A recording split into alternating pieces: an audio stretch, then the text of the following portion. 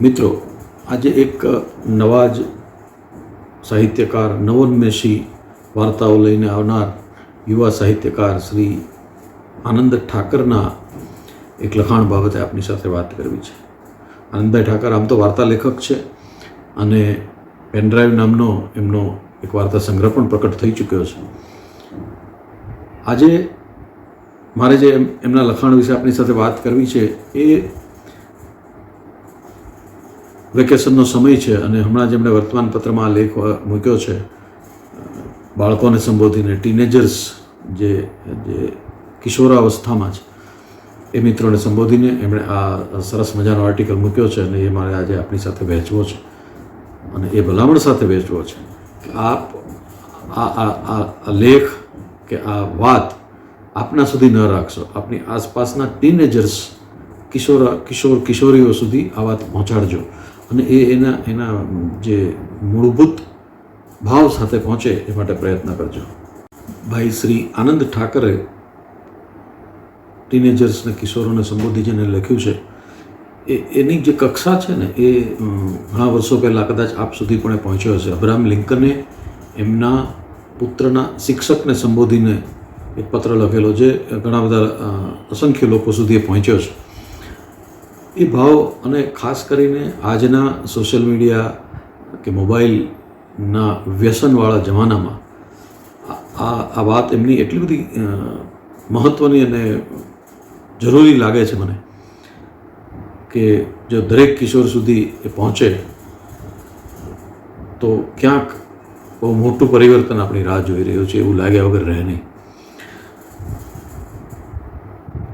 ભાઈ શ્રી આનંદ ઠાકર લખે છે કે આ પત્ર લખ્યો કારણ કે મને તમારી જે વયની અવસ્થા છે ગમે છે અને આ પત્ર મારે કોઈ ઉપદેશની રીતે નથી લખવું, પણ મારે કિશોરાવસ્થામાં જે બાળકો છે એમની સાથે એક સંવાદ સાધવો છે, એક કોમ્યુનિકેશન ચેનલ ઊભી કરવી છે.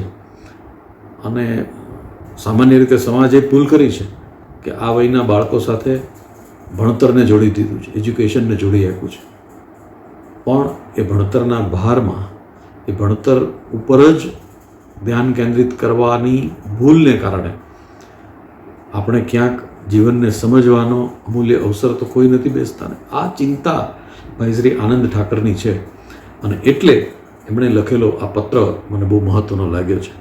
હું એમના જ શબ્દોમાં એ પત્રનું વાંચન પણ આપની સાથે કરીશ. પ્રી ટીનેજર્સ, મારા વાલા મિત્રો, હવે કેટલાકને વેકેશન પડ્યું હશે અને કેટલાકને વેકેશન પડવાની તૈયારી હશે. તમારામાંથી ઘણા આઈપીએલમાં પણ કૂદી પડ્યા હશે, ઘણા ઓનલાઈન ગેમિંગમાં પણ પોતાનો સમય વ્યતીત કરતા હશે, કેટલાક રીલ્સ બનાવવામાં કે કેટલાક રીલ્સ જોવામાં વ્યસ્ત હશે. એમાંથી મિત્રો હું તમને ચાલો લઈ જાઉં એક એવી જાદી દુનિયામાં જ્યાં તમે તમારી તમામ શક્યતાઓની સામે ઊભા હો છો. જ્યાં શરૂ થાય છે પૃથ્વી પર જ બેઠા બેઠા એક નવા જ પ્રદેશની યાત્રા. સોશિયલ મીડિયા, સમાચારો, ઓનલાઈન ગેમિંગ એ બધી ભ્રામક માયાજાળમાંથી એક સાચુકલા, એક સ્વની ઓળખ આપતા એક સરોવરના કાંઠે આપણે બેસીએ અને ત્યાંથી આપણું એક પોતીકું આકાશ જોઈએ.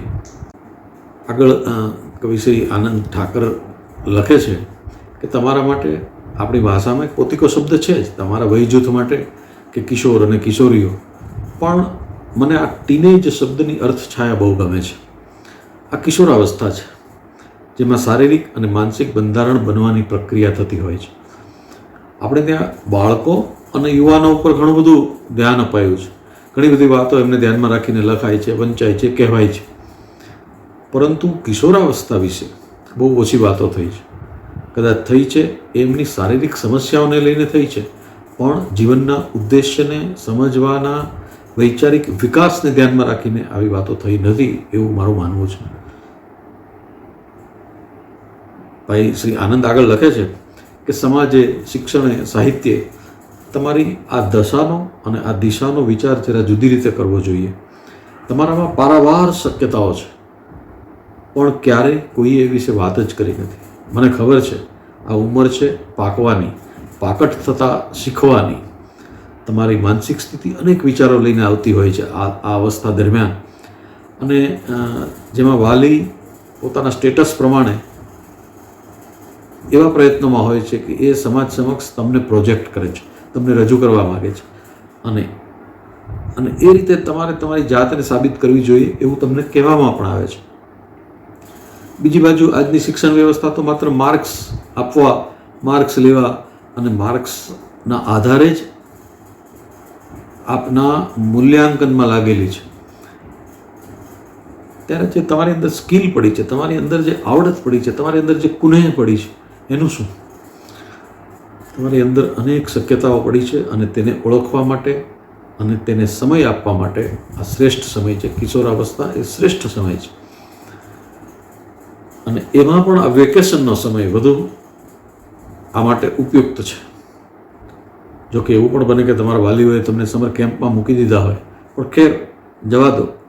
મારે જે વાત કરવી છે એ કંઈક જુદી છે. મિત્રો, આગામી જીવનમાં તમારા લોકોએ ઘણી બધી પરીક્ષાઓ આપવાની છે.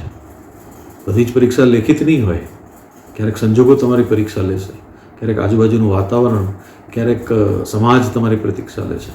તો આ બધી જ પરીક્ષાઓમાંથી પાસ થવાનું છે. ક્યાંક નાસીપાસ થવાના દિવસો પણ આવે, ક્યાંક ઉત્સાહના દિવસો આવે, ક્યાંક આનંદના દિવસો પણ આવે.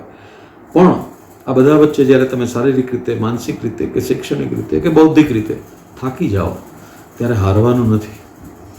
જીવનમાં તમે પ્રકૃતિનું એક એવું સ્થળ વિચારી રાખજો કે જ્યાં જઈને તમે તમારા મનની વાત, તમે પથ્થર, નદી, દરિયો કે વૃક્ષો કે પહાડ કે ટેકરી કે લીલો ઘાસ કે નાનું ઝાડ, કોઈની સાથે પણ તમે તમારા મનની વાત શેર કરી શકો એવું એક સ્થળ આઈડેન્ટિફાય કરી રાખજો. કારણ કે પ્રકૃતિ છે ને એ બહુ મોટી ચેતના છે. એ પરમાત્માનો જ ચેતો વિસ્તાર છે. જે શૈવ ચેતના એટલે કે પ્રકૃતિની જે વિશાળ ચેતના છે, કલ્યાણકારી ચેતના છે, એ પ્રકૃતિમાં ભરપૂર વેરાયેલી છે. અને એ ચેતના સાથે તમારી ચેતનાનું, તમારા અંદરના વ્યક્તિત્વનું, તમારા અંદરના અસ્તિત્વનું એક વખત તાદાત્મ્ય સધાઈ જાય તો પ્રકૃતિ ચેતના આજીવન તમને મદદ કરશે. દોસ્તો, વાંચવાની ટેવ ન હોય એવું બને, કારણ કે આજનો સમય જરા જુદી પ્રકારનો છે. પણ જ્યારે ચા, કોફી કે દૂધનો એક કપ હાથમાં હોય ત્યારે મોબાઈલ બાજુ પર મૂકી એક હાથમાં એક કપ પકડીને બીજા હાથમાં એક નાનકડું કટિંગ, પુસ્તક, ચોપાનિયું, કંઈક કશું, ન્યૂઝપેપર કશુંક હાથમાં રાખીને, કેટલીક પુસ્તિકાઓ પણ એવી સરસ હોય છે કે જે તમે ડાબા હાથે પકડીને વાંચી શકશો. તો એવી કેટલીક પુસ્તિકાઓનો પણ હું હમણાં ઉલ્લેખ કરું છું. એમાંથી બસ એકવાર પસાર થાઓ. તમારી ચા કે કોફી કે બોર્નવિટા પણ વધારે મીઠું બનશે અને તમારી સમજમાં પણ મીઠાશ આવશે. અને જોજો, ખૂબ મજા આવશે. 24 કલાકમાં મોબાઈલમાં જીવતા જે આપણે આનંદ માણીએ છીએ એની કરતાં તો આનંદ અનેક ગણો વધારે છે. અત્યારે હું આપની સાથે થોડીક પુસ્તિકાઓની પણ વાત કરીશ, કેટલાક કાર્યક્રમોની પણ વાત કરીશ, કે યુટ્યુબમાં આવતા કેટલાક એપિસોડ વિશે પણ હું આપ સૌની સાથે વાત કરીશ. તો મારા ટીનેજર્સ, સૌથી પહેલાં હું એવા 4 પુસ્તકોની વાત કરીશ કે જે તમારા જીવનની, ભવિષ્યની દિશા અને દશા બંને નક્કી કરશે. સૌ પ્રથમ કયું પુસ્તક વાંચજો? સાગર પંખી. રિચાર્ડ બાકે લખેલી આ કથામાં જોનાથન લિવિંગસ્ટન નામનું એક સાગર પંખી છે. દરિયા કિનારે જે પેલા સફેદ પક્ષીઓ હોય છે ને, એવું એક પંખી છે અને એનું નામ જોનાથન છે. અને તે એના આસપાસના લોકોની વિચારધારાથી થોડાક જુદા પડીને પોતાનો અંતરાત્મા જે કહે છે એ વાત સાંભળીને પોતાની રીતે જિંદગી જીવવા ઈચ્છે છે. પક્ષી તો એક રૂપક છે. આ પક્ષીઓ મારી તમારી સૌની અંદર છે. એ પક્ષીની મનસ્થિતિ અને તેના પોતાની જાત સાથેના સંવાદો તમને પણ અંદરથી ઢંઢોળશે. અને માતા, પિતા, જ્ઞાતિ, જાતિ, ભાઈ, બહેનો, પરિવાર, સમાજ, આ બધાની સાથે આપણા જીવનમાં કેટલો અને કેવો રોલ છે એ પણ એ સંવાદો આપ વાંચશો તો તમને સમજાશે. તમને તમારી અંદર રહેલી મહત્વાકાંક્ષાઓને પાણી પાવાનું મન થશે, સિંચવાનું મન થશે. અને એ મહત્વાકાંક્ષાઓ સુધી ઉડવા માટે આ સંવાદોનું વાંચન તમને નિડર બનાવશે અને તમને ઉત્સાહિત પણ બનાવશે. અને એ નિડરતા પામ્યા પછી, અભય, નિર્ભયતા પામ્યા પછીનું જે સ્તર આવે છે એ છે યોગ્ય માર્ગ પસંદ કરો. એક વખત તમે ભયમાંથી બહાર આવો પછી એક માર્ગ પસંદ કરવાનો છે. અને એ માર્ગ પસંદ કરવા માટે હું બીજું પુસ્તક સજેસ્ટ કરીશ, ધ અલ્કેમિસ્ટ. પોલ કોએલોનું આ પુસ્તક એક સમયે ખૂબ વંચાયું છે અને હજી પણ વંચાય છે. આ પુસ્તક બે મહત્ત્વની વાત સમજાવશે. કઈ? એક તો તમારું અવતાર કૃત્ય શું છે, તમે આ પૃથ્વી પર શા માટે આવ્યા છો? ખાઈ પી આનંદ કરવા, મોબાઈલના રીલ્સ બનાવવા, અહીં ત્યાં ભટકવા ફરવા, કશું જ કર્યા વગર બસ મોટા થવા માટે? શું આ માટે આપણે આવ્યા છીએ? નહીં. આપણું અવતાર કૃત્ય શું છે એ આપણે આપણી જાતને પૂછવાનું છે. અને એના સંકેતો ધ અલ્કેમિસ્ટ પુસ્તક વાંચશો એમાંથી મળશે. માત્ર ભગવાનને જ પ્રકૃતિ મોકલે છે કે અવતાર લઈને જાઓ અને આટલું કામ કરતા હો, આટલા રાક્ષસોને મારતા હો, આટલી દુષ્ટ શક્તિઓનો સંહાર કરતા હોય, એવું નથી. પ્રકૃતિ દરેક જીવને એક કાર્ય સોંપીને જ પૃથ્વી પર મોકલે છે. અને એ કયું કાર્ય સોંપ્યું છે એ જો આપણને ખબર પડી જાય તો જીવવાની કેવી બધી મજા આવે. અને આ પુસ્તક એક બીજી મહત્ત્વની વાત પણ શીખવે છે કે તમારી આસપાસ જે ઘટનાઓ બની રહી છે એ ઘટનાઓના અર્થ સમજવાની, આ અર્થ સમજવાની પ્રક્રિયા, એના માટેની જે દ્રષ્ટિ જોઈએ એ આ પુસ્તકમાંથી તમે પસાર થશો એટલે બહુ સરસ રીતે એક પ્રશ્નોત્તરી તમારા મનમાં સર્જાશે. કારણ કે આપણે જ્યારે આપણા અવતાર કૃત્યની ભાળ મળે, મારે શું કરવું છે, મારે શું બનવું છે, મારે ક્યાં જવું છે, મારે ક્યાં પહોંચવું છે, મારું લક્ષ્ય શું છે, એ એકવાર ખબર પડ્યા પછી એ તરફની આપણી ગતિ શરૂ થાય. અને એ ગતિ શરૂ થાય ત્યારે આપણી આસપાસ નાની મોટી અનેક ઘટનાઓ બનતી હોય છે. અને એ ઘટનાઓ ચોક્કસ ઉદ્દેશ્ય સાથે બને છે. આ પૃથ્વી પર કશું નિરુદ્દેશ્ય બનતું નથી. અને એ ઉદ્દેશ, એ વિશ્વની શક્તિઓ આપણને ચેતવણી આપે છે. જે આજુબાજુની ઘટનાઓ બને છે એ આપણા માટે કોઈક સંદેશો લઈને આવે છે. એન્જિનિયર, આઈટી ફિલ્ડમાં જે લોકો કોડિંગ ડિકોડિંગ શીખે છે એવી રીતે આપણે પ્રકૃતિના ભાષાનું પણ આપણે ડિકોડિંગ કરી અને આપણે સમજવા પ્રયત્ન કરવાનો છે કે આ મને મળેલી ચેતવણી છે, આ ઘટનાઓમાંથી મને કોઈ માર્ગદર્શન મળે છે કે આ ઘટનાઓમાંથી મારે માટે કોઈ આગળનો રસ્તો ખુલે છે. અને આ બધું કેમ વિચારવું, કેમ સમજવું, એની સમજ આ પુસ્તક આપે છે, ધ અલ્કેમિસ્ટ. હવે જે ત્રીજા પુસ્તકની વાત કરવા જઈ રહ્યો છું એ ત્રીજું પુસ્તક એક પુસ્તક નથી, 5 પુસ્તકનો સેટ છે. અને એ સેટ, સંપુટનું નામ છે ભારતીય કથા વિશ્વ. શિરીષ પંચાલ નામના સાહિત્યકાર દ્વારા સંપાદિત આ 5 પુસ્તકોનો જે સંપુટ છે એમાં ભારતની તમામ કથાઓના સાર છે. સરસ મજાની કથાઓનો સંગ્રહ છે. અને આ કથાઓ યુગોથી ચાલતા માનવ જીવનમાં આવેલી સમસ્યાઓનો અને એના સમાધાનોનો આપણને બોધ આપે છે. એક રીતે જોઈએ તો માનવ જીવનના મનોવૈજ્ઞાનિક વિકાસની પણ અને અધપતનની બંનેની કથાઓ આ વાર્તામાં વણી લેવાય છે. અને આ કથાઓ તમને તમારા જીવનમાં આવી પડનારા દૂષણો કે આવી પડનારી વિટંબણાઓ, મુશ્કેલીઓના પૂર્વ ઉકેલ તરીકે રજૂ કરે છે. અને હવે આપણે પહોંચ્યા છીએ ચોથા સ્તંભ પર. આગળના 3 પુસ્તકો તો ફિક્શન છે. પોલ કોએલોનું પુસ્તક હોય, જોનાથન લિવિંગસ્ટનનું હોય કે હમણાં જે મેં કથા સંપુટની વાત કરી એ હોય, આ બધા ફિક્શન છે, વાર્તાઓ છે. પણ હવે મારે જે ફિક્શન નથી પણ સાચા અર્થમાં માનવ જીવનના માર્ગદર્શક સિદ્ધાંતો જેમાં છે એવા પુસ્તકની વાત કરવી છે. અને એ પુસ્તક છે ભગવદ્ ગીતા. ભગવદ્ ગીતાને કોઈ ધર્મ, જાતિ, સંપ્રદાયના ચશ્મા સાથે જોવાની જરૂર નથી. આ બધા ચશ્માઓ દૂર કરીને માણસ તરીકે આપણે આ પુસ્તક વાંચવાનું છે. આમ પણ ભગવદ્ ગીતાની બીજી વાત હું કરું તો અર્જુનને સંબોધીને કૃષ્ણ આખી ભગવદ્ ગીતા કહે છે, આપણે સૌ જાણીએ છીએ. અર્જુનનું એક નામ પાર્થ છે. પાર્થનો અર્થ થાય છે પૃથાનો પુત્ર, અને પૃથા એટલે પૃથ્વી. તો એ અર્થમાં તો આપણે સૌ પૃથ્વીના પુત્રો છીએ અને આપણે સૌ પાર્થ છીએ. તો એક પાર્થ તરીકે આપણે શ્રી કૃષ્ણએ જે કહ્યું છે એ સમજવાનું છે. અને બીજા તમામ ચશ્માઓ કાઢીને એક જીવનના માર્ગદર્શન મેળવવાના માત્ર ઉદ્દેશથી આ પુસ્તક વાંચવું જોઈએ અથવા સમજવા પ્રયત્ન કરવો જોઈએ. કારણ કે એમાં આધ્યાત્મ પણ છે, એમાં ધર્મ પણ છે, એમાં કર્મ પણ છે, એમાં ભક્તિ પણ છે. પણ એ બધા જ ચશ્માઓ દૂર કરીને માત્ર કોઈ સંજોગોમાં મારે શું કરવું એનું માર્ગદર્શન મેળવવા માટે ભગવદ્ ગીતા વાંચવું જોઈએ. કારણ કે મોટિવેશનલ પુસ્તકોનો યુગ તો હવે શરૂ થયો. હજારો વર્ષ પહેલાં અર્જુન માટે આ એક મોટિવેશનલ પુસ્તક જ હતું. ભગવદ્ ગીતા જે કહી છે એ હતોત્સાહ થઈ ગયેલો જે અર્જુન હતો, જેને લડવું નહોતું અને સિદંતી મમ ગાત્રાણી એમ કહીને મારું મોઢું સુકાય છે, હું નહીં લડી શકું, એમ નિરાશ થઈને જ્યારે અર્જુન બેસે છે અને ત્યારે એમાં ઉત્સાહનું સિંચન કરવાની વાત ભગવદ્ ગીતા દ્વારા શ્રી કૃષ્ણે એની સાથે કરી છે. આ એક એવું મોટિવેશનલ પુસ્તક છે જેણે એક હતોત્સાહ થયેલા એક બાણાવળીને, એક યોદ્ધાને યુદ્ધ લડવા માટે તૈયાર કર્યો છે.